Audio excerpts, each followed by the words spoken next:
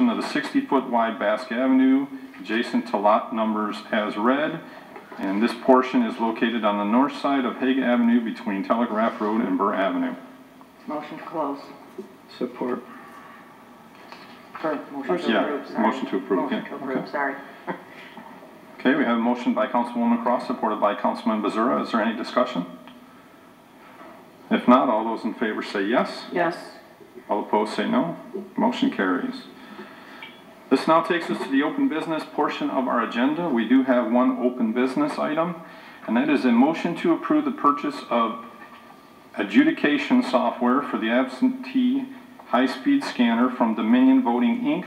Sole source equipment and related costs are in the amount not to exceed $26,500, including contingency for estimated shipping costs. The city shares approximately $14,700, and this is funded through General Fund, Clerk's Office, Voting Equipment Account, and the State of Michigan General CARES Act funding.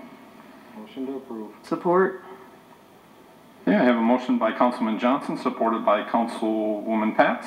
Is there any discussion? Clerk Bauer, would you like to?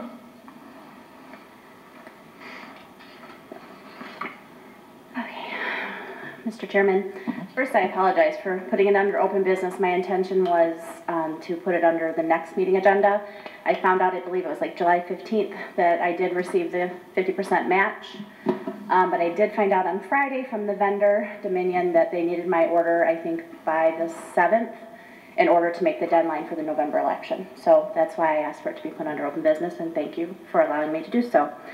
On the agenda cover sheet, that we no longer do, but I did one anyways, so you should have gotten a copy. It kind of explains what the adjudication software does. When someone votes, especially yesterday, this software would have been very helpful. You can't split your ticket. Yesterday, you couldn't split your ticket. This software takes the ballots as they're being scanned and puts those problems into a queue, and it allows the workers to then go and review and see what the problem is. That way they don't have to be manually separated before they're scanned. So that's going to cut down on so much time. So that's why it's up here for your consideration. And we will also be receiving some money back for the scanners that I bought in January. I did get the notification from the state that we will be getting a check for that. I just don't know when. So I was hoping that they would both happen at the same time and I could use that money to pay for this, but that's not how it worked out. I do have one question Sure. to the chair. Would this help at all to save on spoiled ballots? Like, will the voter have a chance to re-vote? Will it be instantaneous if there's that kind of mistake or no? So this is only for absentee. Oh, okay. So, you know, in privacy, Apologize.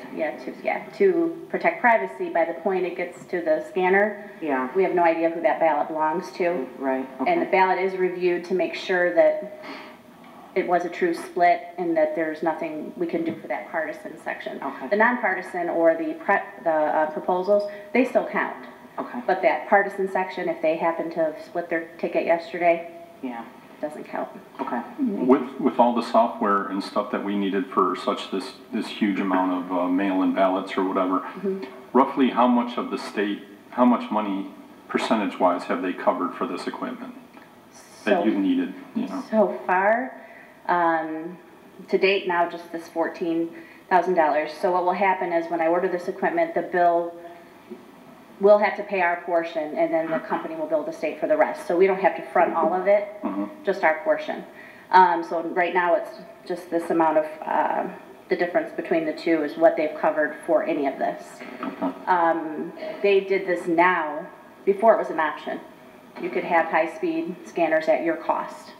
Then adjudication software came out again at your cost. But then when they put the push out, when they sent all those applications out at the end of May, the clerks kind of pushed back and said, you know, you want us to do all of this, and we can't afford to keep, you know, $20,000 for this, $20,000 for that, just so we can process it faster and not be here all night. And then they stepped up with this CARES funding and did. And then we are expecting a check, I think, for around the same, like around $14,000 reimbursement for our scanners that we already bought. Okay. Mr. Chairman? Councilman. So this amount fits into the existing budget, or? So what I was able to do was submit for a budget transfer. I did not have to work as many workers yesterday due to COVID. We reduced the number of workers. Normally I like to have at least 6 people at a precinct. We had like 3 or 4. So there was the cost savings is covered. I did a budget transfer to cover this cost, so yes. Okay, good job. I have something too. I want to say a couple things. I want to say, first off, thank you for all you guys for what you did yesterday. I worked absentee ballots, so the scanner is going to be really nice because we were, I would say, out of all of the stacks of, just from one side of the room, stacks of papers like this that they had either did crossover or write-ins or whatever, that would have been awesome to have because we had to go page by page and then it had to go through to the chairperson and there was a lot of work to it, so that'll save a lot of time in doing that. It would have been nice to have that history. I tried. We weren't successful, and I did hear yesterday too that a lot of people were filling in write-in bubbles and not writing a name because they didn't want to vote for the person. And there's a misconception that you have to vote or it won't be counted. I encountered that a few times at my counter, and that's not true. You can vote a blank ballot. I mean, obviously nothing is going to count, or you can vote for one thing on the ballot and it's still going to count. A lot of them also said to vote for not more than one, but there was no names listed, and they circled the bubble. Yeah, so that's the one I want. There's nobody there. So then the 7. You have to review that ballot because there's going to be an issue. So this will save on time. They'll still be reviewed, but it's going to do the separation for us ahead of time. So this will be a great asset.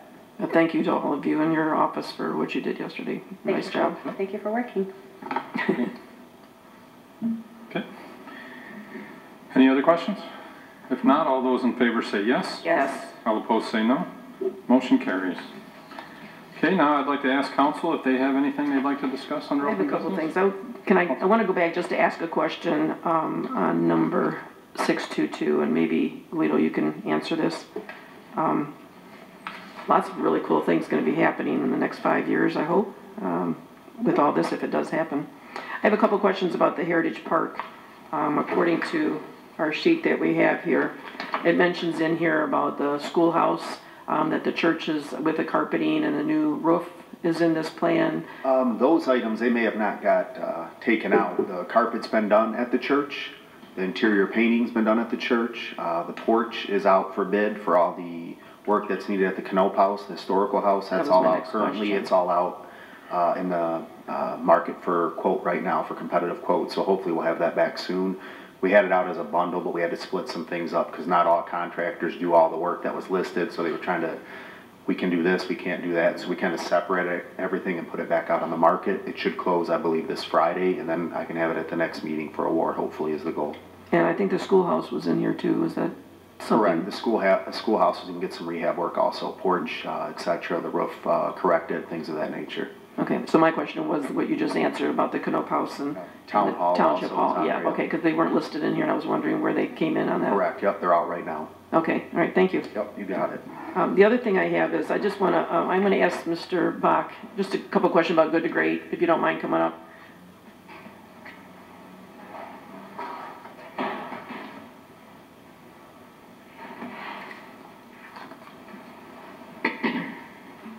I know the Good to Great is in areas 16, 17, and 18, is it? Or 14, 15, 16, something like that. 14, 15, 16. I'm in area 16. So the question I have is, do they start, they have all of those, all 3 of those sections. Do they start in any particular area first, or do they kind of just go through all of them? Like, say, for example, they're trimming trees. I knew they were, somebody had mentioned in the area over by J.C. Park that they had dropped off, the mulch was already there, and that they were trimming trees at the park. So do they come into the because this is all new for me, I've never, had Good to Great come through our area, so how do they do that with the trimming of the trees? Is there a certain diagram? It depends on what other contractors we have in here. We try to split them up so the contractors aren't in each other's way, because if you got a road contractor or joint and crack sealing, you don't want them working on the same street. So we kind of split them up depending on who starts first, what the schedule is of the contractor, so it varies from subdivision to subdivision, street to street, depending on the. And how do they determine what trees? Do they just drive down the street and look? No, we actually, we go through there before the contractor is in there, and we evaluate the trees so we know exactly what the cost is and what trees are gonna get trimmed. Matt does that, and he has a list. Okay. So we know what trees, so we know what costs, because we got a tight budget that we're keeping with, so we know, we don't want to send them out and all of a sudden get a bill and say, oh boy, we're over budget, Right. so. So they're looking at trees that could be possibly dead on the easement area? Yes, if it's a tree dead in the easement, we will take it down Okay. and stump it, yeah. All right, I was just curious on where you started, from what end to what end, or how you did that? It varies. It all depends on which contractor's in there Okay. and where they're working and how busy the street is. I mean, it really does. Each one's different. Okay, but you are just working with those 3 areas, because that's what you're doing right now? Yes. And other than tree trimming, what else is it that you do in the good to great? We're changing out all the street signs to high-intensity prismatic, so they're very visible with your lights when you hit it. We're grinding sidewalks, we're cleaning my next catch question. basins, we're sweeping the streets. Depending on funding, you may get, depending how bad the road is, you either get joint sealing, concrete panel replacement, or asphalt road. It could be patches, it could be the whole stretch.